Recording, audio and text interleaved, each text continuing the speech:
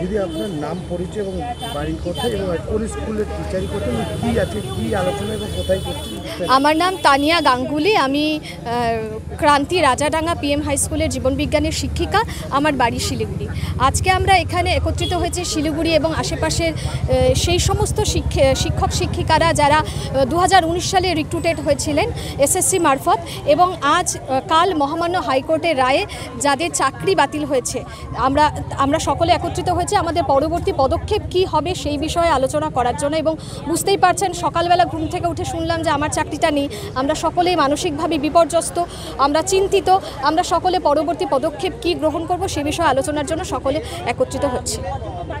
কলকাতাতে বা রাজ্য সরকার তো যাচ্ছে সুপ্রিম কোর্টে, কতটা পাশে আছে? আমরা আশা করব যে রাজ্য সরকার যে আমাদের জন্য লড়াই করছে সে বিষয়ে আমরা রাজ্য সরকারের পাশে আছি, এবং আমরা চাইছি যে আমাদের নতুন করেও আমরা মানে লড়াইটা যেন নিজেদের লড়াইটা নিজেরাও করতে পারি এবং সরকারের সঙ্গেও থাকতে পারি।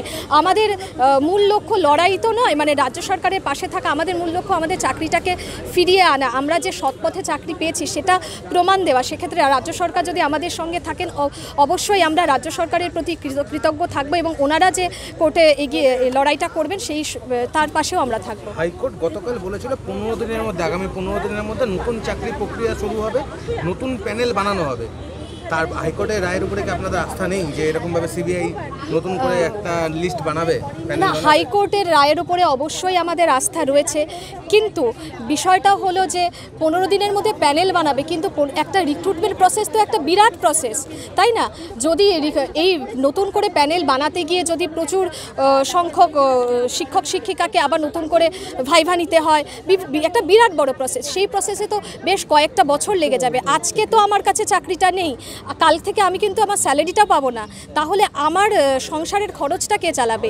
এবং এই দিনটার জন্য দেখার জন্য তো আমি কোথাও আমার কোনো ফল্ট তো হাইকোর্ট খুঁজে পাইনি। হাইকোর্ট কিন্তু একবারও বলেনি আমরা অযোগ্য, আমাদের এখানে ভুল হয়েছে।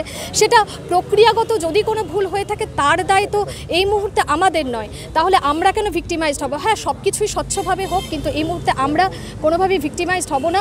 আমরা আমাদের ডকুমেন্টস জমা দিয়েছি, আমরা যোগ্যতার প্রমাণ দিয়েছি। আমরা চাইবো আমাদের চাকরি বজায় থাকুক, অযোগ্যরা বেরিয়ে যাক, বাকি যোগ্য যারা বঞ্চিত রয়েছে তারা।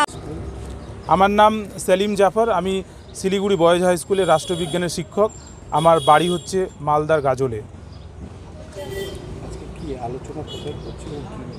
আমরা আজকে এই জায়গায় সমবেত হয়েছি, তার কারণ হলো যে গতকালকে মহামান্য হাইকোর্টের দেবাংশু বসাক এবং সব্বার রাশিদের ডিভিশন বেঞ্চ যে রায় দিয়েছে, সেই রায়কে আমরা সম্পূর্ণরূপে সেই রায় সম্পূর্ণরূপে অযৌক্তিক এবং অমানবিক।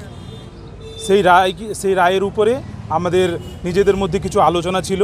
আমরা পরবর্তী পদক্ষেপ কি করব, কিভাবে আমরা এই আমাদের যোগ্যতার প্রমাণ এত কিছু দেওয়ার পরেও আমাদের এরকম একটা, আমরা কখনো ভাবিনি এরকম একটা রায় হয়েছে, তাহলে আমাদের কি করতে হবে সে নিয়ে আমাদের একটা করণীয় নিয়ে আমরা আজকে এক জায়গায় সমবেত হয়েছি। কলকাতায় যে যৌথ মঞ্চ রয়েছে সেই যৌথ মঞ্চের পাশে কি আপনারা দাঁড়াবেন কিংবা তাদের সাথে কথা বলার চেষ্টা করবেন? দেখুন, কলকাতা যৌথ মঞ্চ ওনাদের অধিকার নিয়ে লড়েছেন দীর্ঘদিন ধরে। ওনারা যদি নিশ্চয়ই ওনারা যদি যোগ্য হয়ে থাকেন তাহলে আমাদের সাথে ওনারা যদি আসেন, এবং আমরা নিজেরা যোগ্য এবং যোগ্যতার প্রমাণ দিয়ে আমরা চাকরি পেয়েছিলাম। আমি সোমা সরকার শালবাড়ি হাই স্কুল থেকে বলছি। অ্যাকচুয়ালি যেটা হাইকোর্ট যেটা রায় দিয়েছেন সেটার বিষয়ে আমি কখনোই বলবো না যে ওনারা খুঁজবেন না, যারা অযৌক্তিকভাবে চাকরি পেয়েছেন তাদেরকে অবশ্যই খুঁজে বের করা দরকার, কিন্তু সেই অযৌক্তিকভাবে চাকরি করা যারা পেয়েছে তাদেরকে খুঁজে বের করতে গিয়ে আমরা যারা যোগ্যভাবে পেয়েছি, আজকে যারা রাস্তায় ধর্ণা দিয়ে বসে রয়েছে তাদের মতোই আমরাও কিন্তু একাধারে যোগ্যতা সম্পন্ন। এবার তাহলে সেই অযোগ্যদের খুঁজে বের করতে গিয়ে আজকে আমাদের সঙ্গে কিন্তু অন্যায় করা হলো এই রায়ের মাধ্যমে। আমি মানছি সেখানে চেক রিচেকের ব্যাপারটা এসছে, তবু পুরোপুরি প্যানেলটা বাতিল এই ঘোষণাটা, এবং হঠাৎ করে এই ধরনের রায়ে আমরা সত্যি ভীষণভাবে শকড। আমরা যারা সত্যি ভীষণ কষ্ট করে চাকরি পেয়ে আজকে এতদিন ধরে চাকরি করছি, আমাদের কাছে এটা সত্যি অমানবিক বলে মনে হচ্ছে। তো আজকে যদি আমার হাইকোর্টের কাছে বিনীত নিবেদন যে আপনারা রায় দিয়েছেন, কিন্তু একটু এই জায়গাটা দেখবেন যে যোগ্যরা যেন অবশ্যই টিকে থাকে এবং যারা অযোগ্যভাবে সত্যি চাকরিতে ঢুকেছে তাদের যেন অবশ্যই বেছে বেছে বাছাই করে তাদেরকে ছাঁটাই করে দেওয়া হয়। কারণ আমি কখনোই চাইবো না যে আমাদের মাঝে অযোগ্যদের ঢুকে যাওয়ার কারণে আমরা যারা যোগ্য তারা প্রত্যেকে এটার জন্য সাফার করি। এবং এটাই আমাদের সকলের এবং মাননীয় বিচারপতি তাদের প্রত্যেকের কাছে এটা আমাদের প্রত্যেকের বিনীত নিবেদন যে আপনারা একটু এই জায়গাটা দেখবেন যেন আমরা যেন মানে এইভাবে দিশাহারা হয়ে না পড়ি। আপনারা কি এবার ভোটের ডিউটি করবেন? দেখুন, ভোটের ডিউটি আমাদের স্কুল টিচার সরকারি কর্মচারী হিসেবে আমাদের ডিউটি এসছে, তো সেই ডিউটি এখন আমরা ডিউটি যখন এসছে তো ডিউটি হিসেবে আমাদের পালন করা দায়িত্ব বা কর্তব্য বলে মনে করছি। এবার সেক্ষেত্রে এখন প্রত্যেকের ব্যক্তিগত ব্যাপার, তারা যাবে কি যাবে না। আমার বাড়ি শিলিগুড়ি দেশবন্ধু পাড়া। দিদি আপনার নাম? আমার নাম সুনেত্রা মণ্ডল। আমি শিলিগুড়ির আন্ডারে যে তারকনাথ সিন্দুরবালা বালিকা বিদ্যালয়ের জীবন বিজ্ঞানের শিক্ষিকা। আপনার হাজবেন্ড কোন স্কুলে?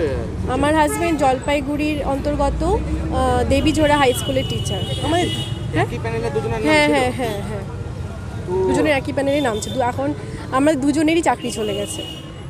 কি নাম আপনার হাজবেন্ডের? মৃত্যুঞ্জয় সরকার। কি ভাবছেন এখন, কি করবেন? সবাই যা করবে আর কি, সবার সাথে থেকেই লড়বো, নিজের যোগ্যতা প্রমাণ দিব, এটাই লড়াই চালিয়ে যাব। আপনার নামটা?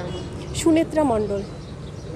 কিরকম মানসিক অবস্থা এগুলো বলতে পারবেন? আমি তো কেঁদেই বল না, কাল কোনো অসুবিধা আমার আছে, তুই দুটো বাচ্চা আছে ছোট বাড়িতে, বল সেটা, বাড়িতে ফ্যামিলি যেটা কে কে তোর আছে? মনের ফিলিং সেটাই খুলে বল। ওকে, দুটো ছোট ছোট বাচ্চা আছে।